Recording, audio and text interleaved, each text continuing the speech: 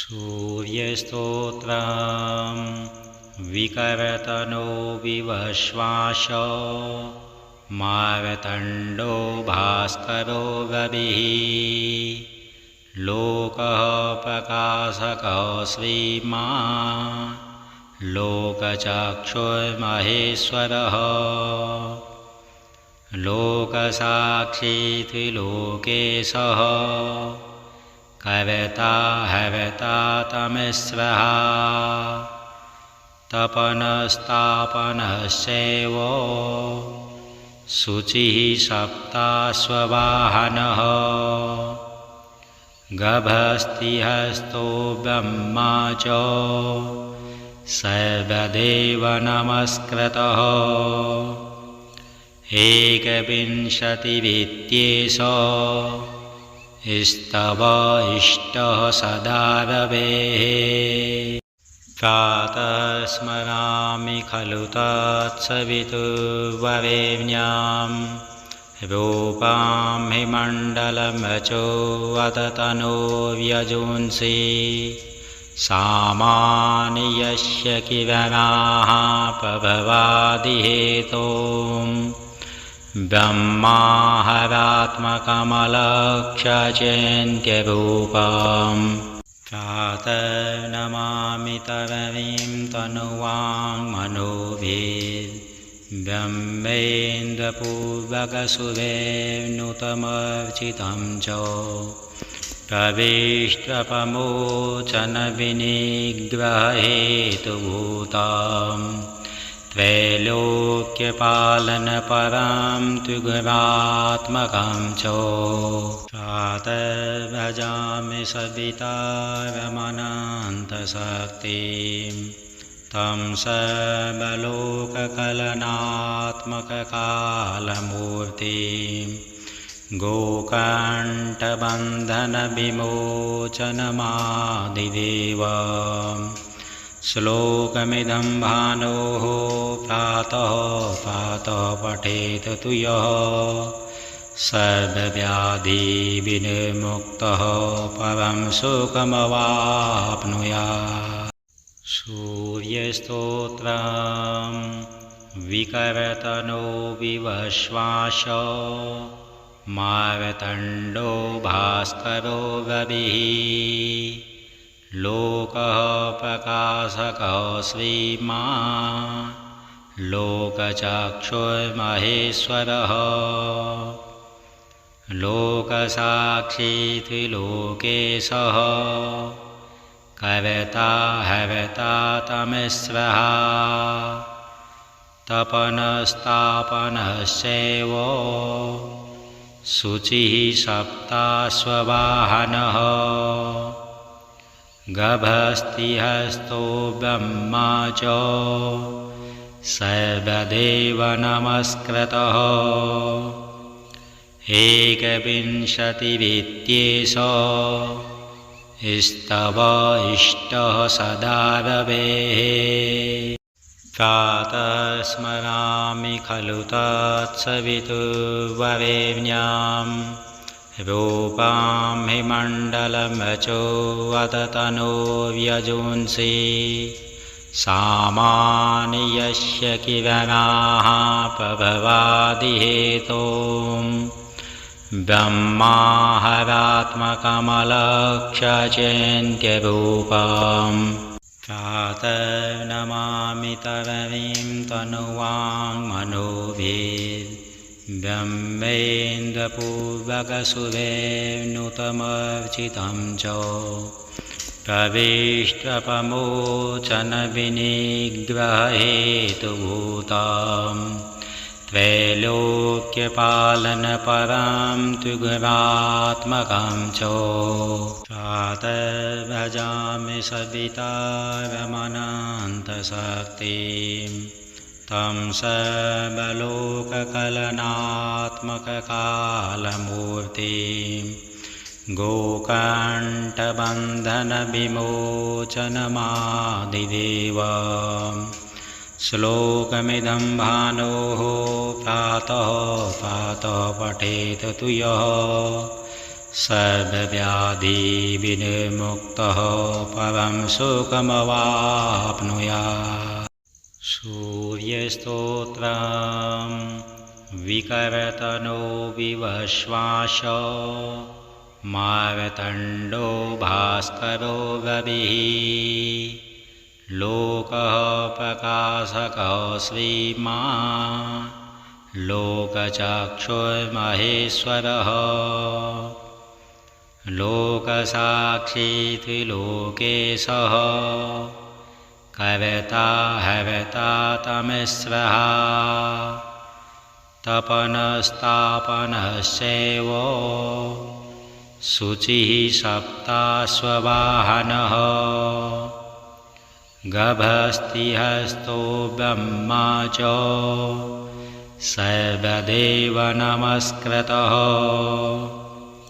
एकविंशतिविद्येश स्तव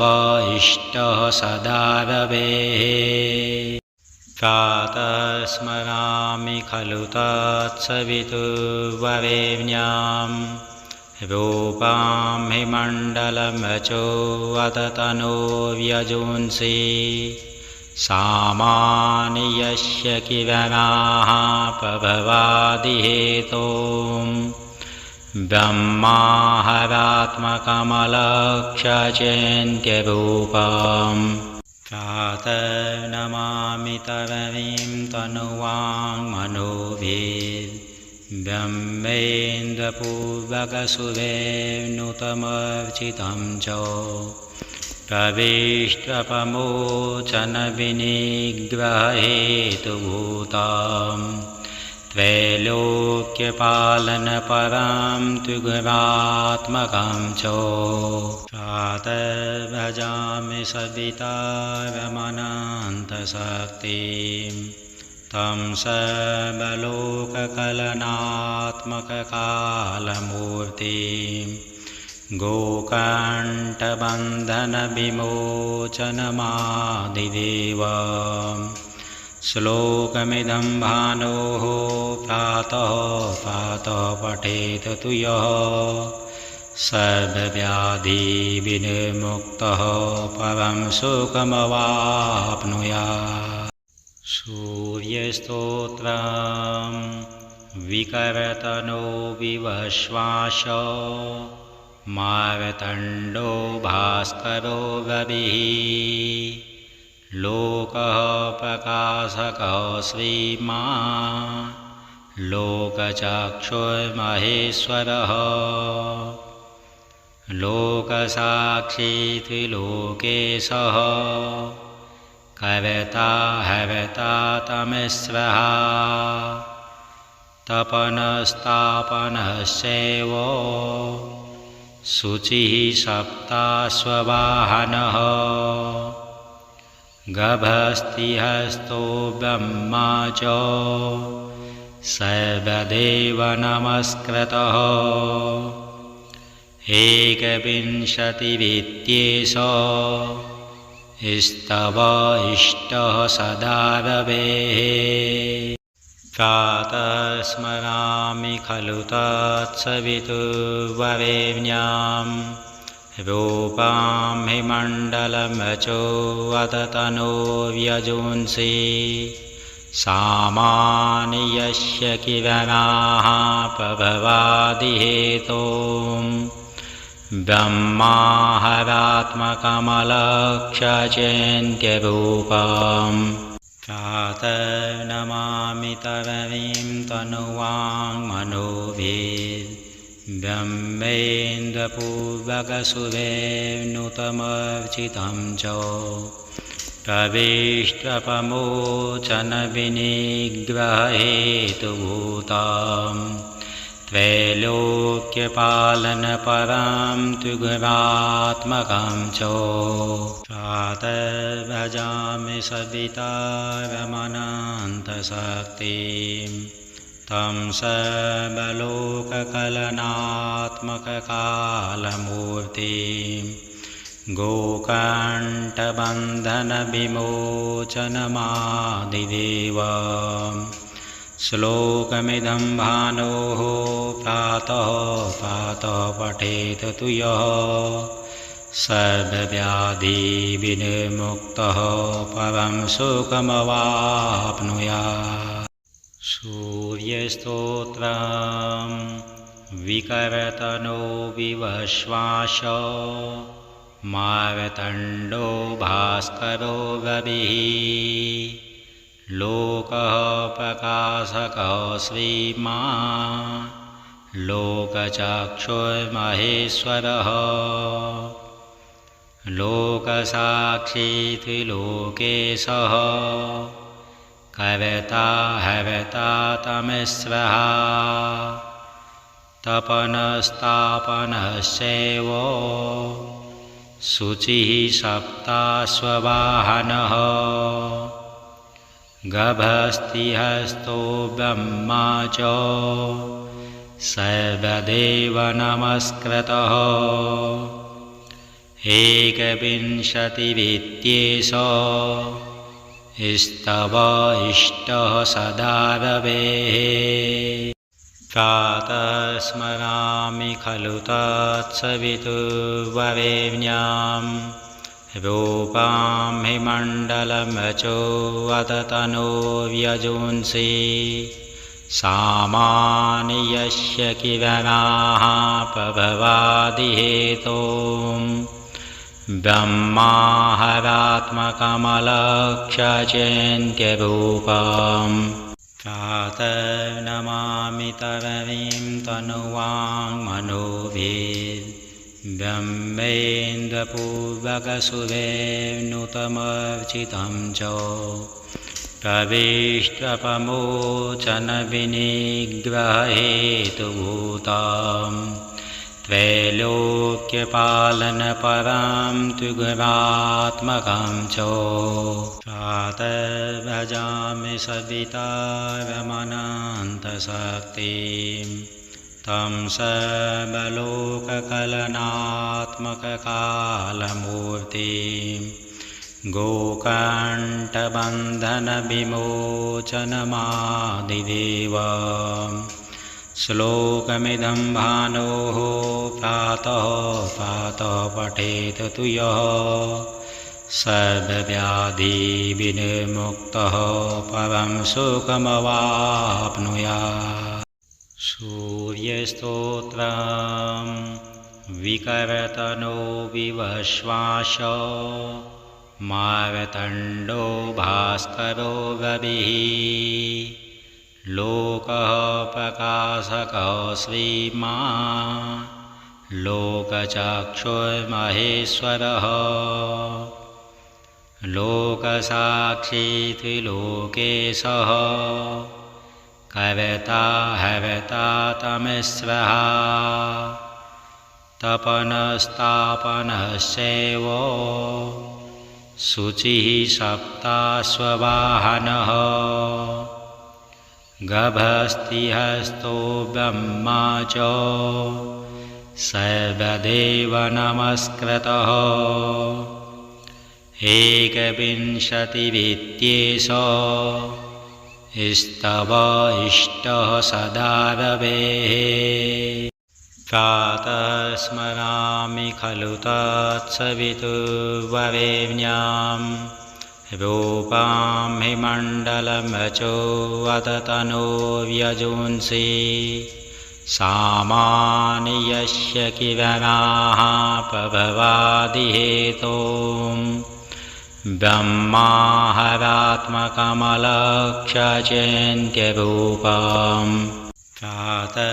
नमामि तरणीं तनुवाङ्मनोभिर्ब्रह्मेन्द्रपूर्वकसुरेर्नुतमर्चितं च प्रविष्टप्रमोचनविनिग्रहहेतुभूतां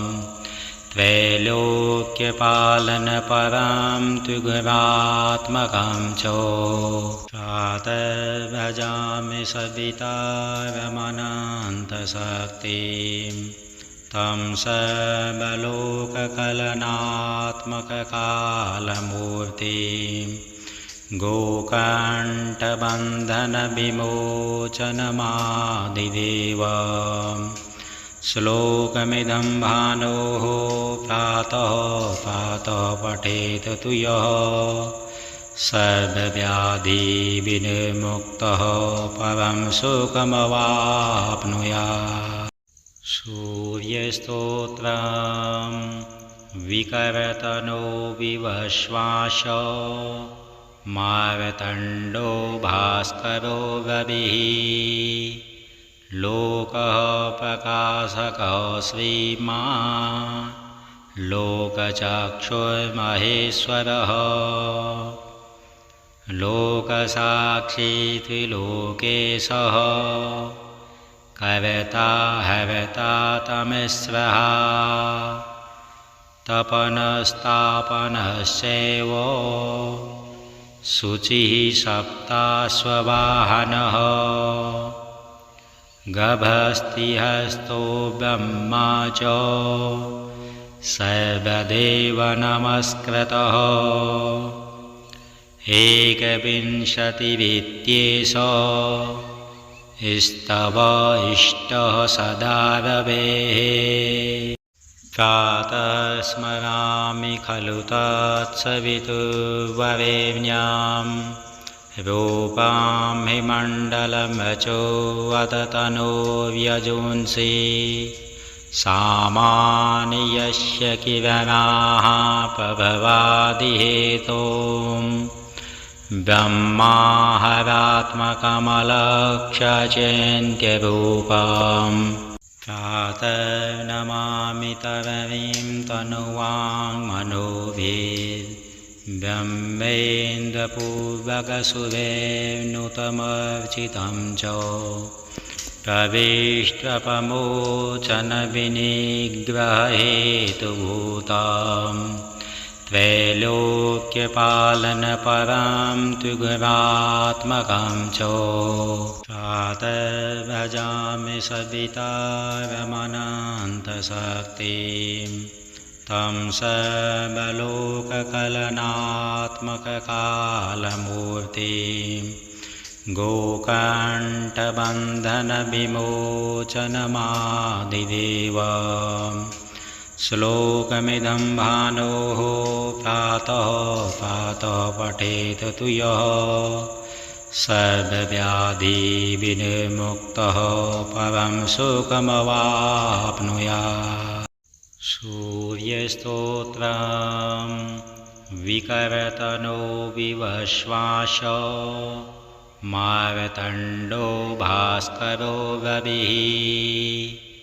लोकः प्रकाशकः श्रीमान् लोकचक्षुर्महेश्वरः लोकसाक्षी त्रिलोकेशः कर्ता हर्ता तमस्रः तपनस्तापनश्चैव शुचिः सप्ताश्ववाहनः गभस्तिहस्तो ब्रह्मा च सर्वदेव नमस्कृतः एकविंशतिरित्येष स्तव इष्टः सदा रवेः प्रातः स्मरामि खलु तत्सवितुर्वरेण्यां रूपां हि मण्डलमचोऽवततनो व्यजुंसि सामानि यस्य किरणाः प्रभवादिहेतों ब्रह्माहरात्मकमलक्ष्यचिन्त्यरूपम् प्रातः नमामि तरणीं तनुवाङ्मनोभिर्ब्रह्मेन्द्रपूर्वकसुरेर्नुतमर्चितं च प्रविष्टप्रमोचनविनिग्रहहेतुभूतां त्रैलोक्यपालनपरां त्रिगुणात्मकां च प्रातः भजामि सविता रमणान्तशक्तिं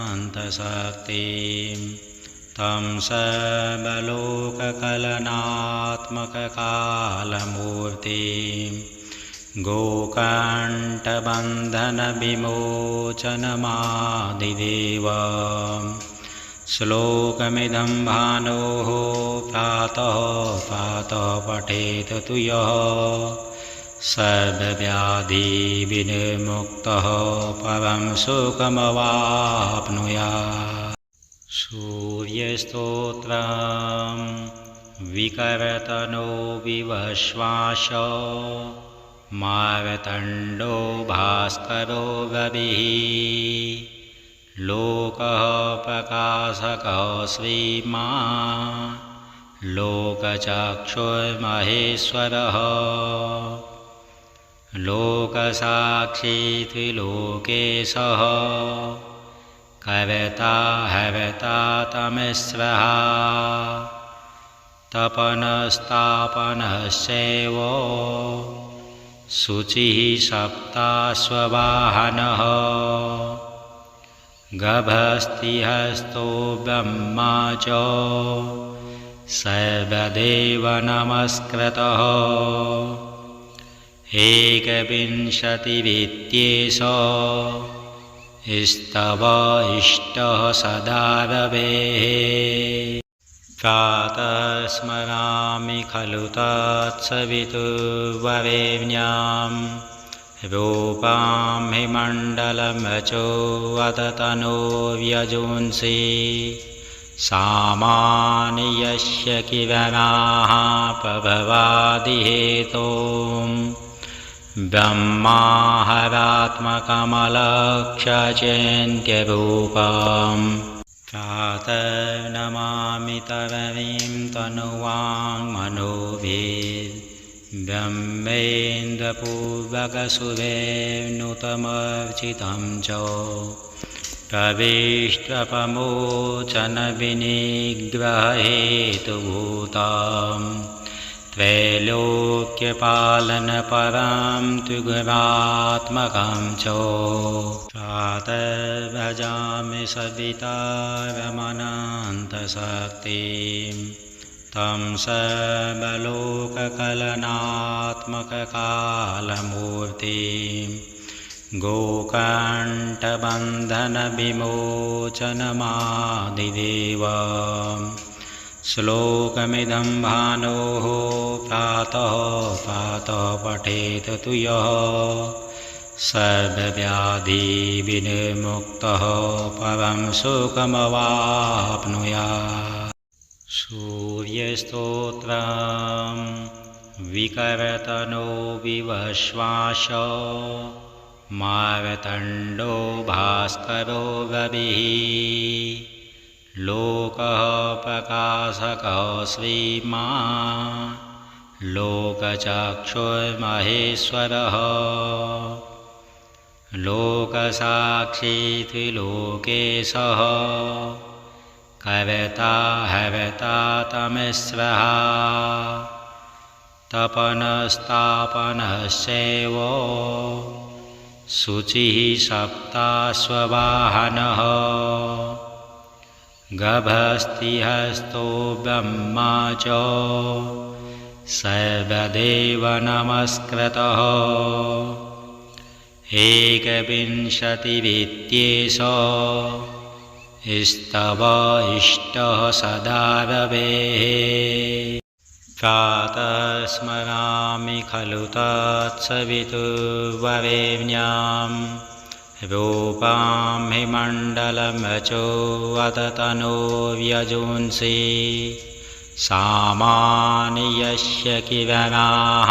प्रभवादिहेतुं ब्रह्माहरात्मकमलक्ष्यचिन्त्यरूपम् प्रातः नमामि तरणीं तनुवाङ्मनोभिर्ब्रह्मेन्द्रपूर्वकसुरेर्नुतमर्चितं च प्रविष्टप्रमोचनविनिग्रहहेतुभूतं त्रैलोक्यपालनपरां त्रिगुणात्मकं च प्रातः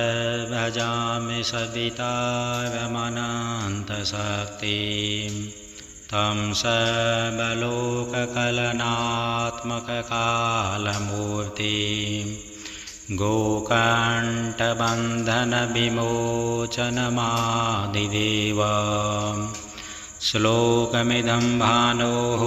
प्रातः प्रातः पठेत तु यः सर्वव्याधिविनिर्मुक्तः परं सुखमवाप्नुयात्। सूर्यस्तोत्रं विकर्तनो विवश्वास मार्तण्डो भास्करो रविः लोकः प्रकाशकः श्रीमान् लोकचक्षुर्महेश्वरः लोकसाक्षी त्रिलोकेशः कर्ता हर्ता तमस्वः तपनस्तापनश्चैव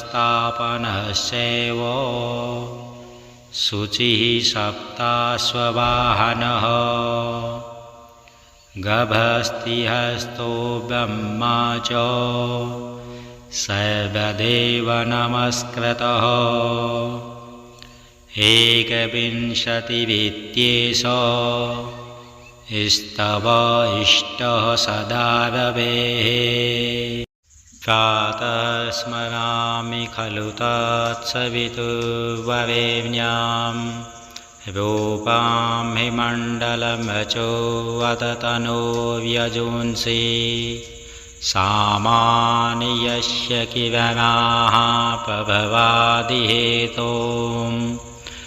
ब्रह्माहरात्मकमलक्ष्यचिन्त्यरूपं प्रातः नमामि तरणीं तनुवाङ्मनोभिर्ब्रह्मेन्द्रपूर्वकसुरेर्नुतमर्चितं च प्रविष्टप्रमोचनविनिग्ररहेतुभूतं त्रैलोक्यपालनपरां त्रिगुणात्मकं च प्रातः भजामि सवितारमनन्तशक्तिं तं सर्वलोककलनात्मककालमूर्तिं गोकण्ठबन्धनविमोचनमादिदेवं श्लोकमिदं भानोः प्रातः प्रातः पठेत तु यः सर्वव्याधिविनिर्मुक्तः परं सुखमवाप्नुयात्। सूर्यस्तोत्रं विकर्तनो विवश्वास मार्तण्डो भास्करो रविः लोकः प्रकाशकः श्रीमान् लोकचक्षुर्महेश्वरः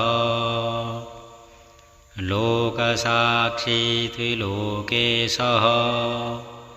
कर्ता हर्ता तमस्वः तपनस्तापनश्चैव शुचिः सप्ताश्ववाहनः गभस्तिहस्तो ब्रह्मा च सर्वदेव नमस्कृतः एकविंशतिरित्येष स्तव इष्टः सदा रवेः प्रातः स्मरामि खलु तत्सवितुर्वरेण्यं रूपां हिमण्डलमचो अततनो व्यजुंसि सामानि यस्य किरणाः प्रभवादिहेतुं ब्रह्माहरात्मकमलक्ष्यचिन्त्यरूपं प्रातः नमामि तरणीं तनुवाङ्मनोभिर्ब्रह्मेन्द्रपूर्वकसुरेर्नुतमर्चितं च प्रविष्टप्रमोचनविनिग्ररहेतुभूतं